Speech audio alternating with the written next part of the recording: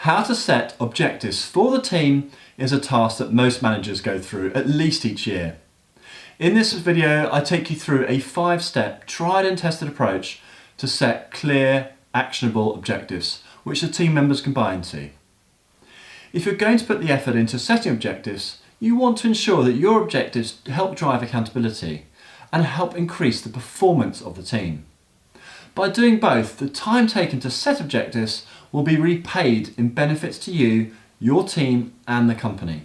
And at the end of the video, I give you suggestions on how to go about measuring progress against your objectives, which is really important in keeping the objectives front of mind for the team and driving performance.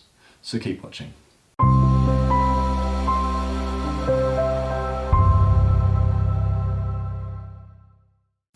My name is Jess Coles and I've spent 25 years working in corporates and household names through to SMEs at all management levels.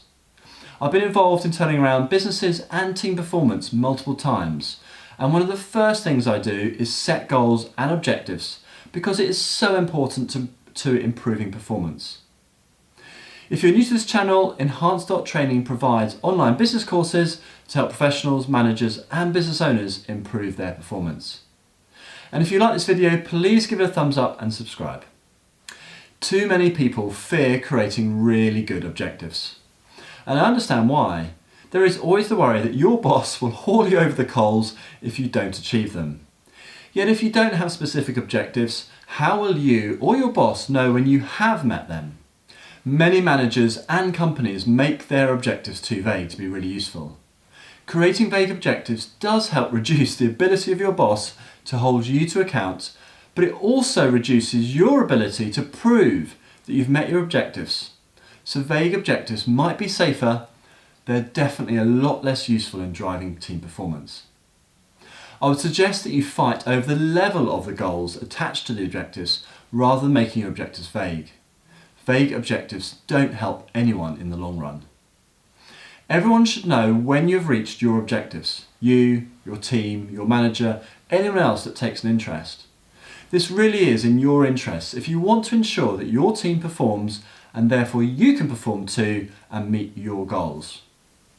To learn more about why you should set objectives for your team, then take a look at our video taking you through this. See the card above or the link below in the description. Let's go through an objective setting process. Firstly, start with the end in mind. When setting objectives for your team, it is essential that you start with the end in mind. What are you trying to achieve in the period to which the objectives relate? For example, if your business has a key goal of adding 15 customers in the US and your objectives are all about Europe, then it's unlikely that you will achieve your US goals. Getting very clear about what you want at the end of the period in question is one of the bigger challenges in setting objectives. I would suggest that you don't use financial goals as your key goal. Financial performance is an outcome of sales, marketing and operational activities. And most people don't relate to financial information that easily. Financial information is a way of measuring performance, not the activity of driving that performance. So as an example, rather than having your key goal being a financial one of increasing sales by £100,000, you could have your key goal being increasing the number of customers by 15. This of course assumes that each customer would spend on average just under £7,000. You could then break down your team goals into individual objectives focused around all the activities that need to support increasing customer numbers by 15. Make sure that you're really clear on the end goal or objective before you start translating these into team and individual objectives. When setting objectives for the team, you should always approach it top down. An obvious place to start when setting objectives for the team would be to have a look at the company strategy, assuming that your strategy is clear about what it is trying to achieve over what time frame. If you don't have a strategy or a set of goals at company level, then work on these before setting objectives and goals for your team. Your objectives flow should look something like this, starting at the top and working down. Firstly, at the company level, then maybe geographies, potentially functions next, or departments, then teams, and then finally individuals. This ensures that all your objectives and goals are aligned. Of course, individuals will be doing the actual work, So to get everyone working in the same direction and support each other, you must set the company objectives first, and then move down to the next smallest group, and so on until you get down to the individuals. If individual goals and objectives are not supporting the team goals and objectives, then it will make it much harder to achieve the team objectives. Everyone benefits if the company reaches its goal in terms of more stable jobs, more personal development opportunities, bonuses, etc. Set objectives and goals by starting at the top, the largest group, and working down towards the individual. The third step is to build the objectives with the team. There are lots of ways of setting objectives for the team. You could choose what they are and then tell the team of what they need to achieve. This approach means that you are imposing your objectives and goals onto the team without the team getting much or any input. Their ownership of the objectives you created is likely to be a lot lower as a result. If you want the team to really own their objectives, get the team to create or at least help create their objectives. This is a quick summary of how you should go about this. Firstly, set out the key goals, i.e. where we as a team want to be in a year or in X months' time. Make sure the goal is clear and everyone will know when it's been achieved. Then ask the team for ideas on how we're going to achieve the goal.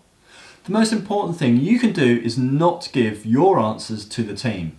Sit back, listen to what is being said, ask questions to prompt them, but don't give them your answers. Be patient. They will come up with answers once they know that you're not going to give them what you're thinking, or at least not until they've given you their answers. Facilitate the discussions and challenge where necessary. You're looking for the team to arrive at a method or approach of achieving the goals that you set out that is realistic, stands up to scrutiny, and can be achieved. This approach takes more time, it takes more effort on your part, but you have a team that owns the objectives. After all, they each created the plan of how to achieve the goals. And because the team, or each of the team members, owns the objectives, they're much more likely to work harder to actually achieve the objectives set out. If it appears that achieving the goals is unrealistic, then challenge the team to identify and document the key assumptions limiting them in achieving the objectives or goals. Having the key assumptions is really important. It makes your job of negotiating additional resources to change those assumptions that much easier. Or if the overall team goal is unrealistic, then having the assumptions makes it so much easier to negotiate a change in that goal with your managers. A classic example is needing more resource, time, skills, capacity, cash, etc. to achieve the goals requested. If you haven't gone through the detail of how to achieve the goal and the assumptions, negotiating a different goal or a change in resources is a lot harder. The fourth step is to make your objectives specific. If you want to have objectives against which you measure progress and everyone knows when the objective has been reached, the objective must be specific and detailed. SMART is a popular acronym detailing out the components of useful objectives.